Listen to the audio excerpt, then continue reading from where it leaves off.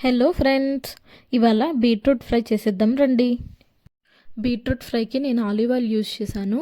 హెల్త్కి చాలా మంచిది, మీరు కూడా ట్రై చేయండి.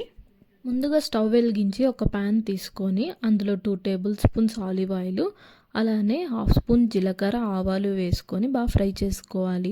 అవి ఫ్రై అయిన తర్వాత ముందుగా కట్ చేసి పెట్టుకున్న గ్రీన్ చిల్లీ, కరివేపాకు, ఆనియన్స్ వేసుకొని ఫ్రై చేసుకోవాలి.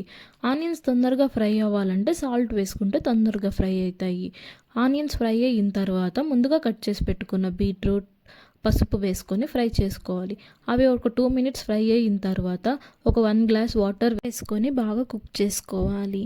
బీట్రూట్ కుక్ అయిన తర్వాత 1 స్పూన్ కారపొడి, అలానే 1/2 స్పూన్ ధనియా పొడి వేసుకొని బాగా కుక్ చేసుకోవాలి.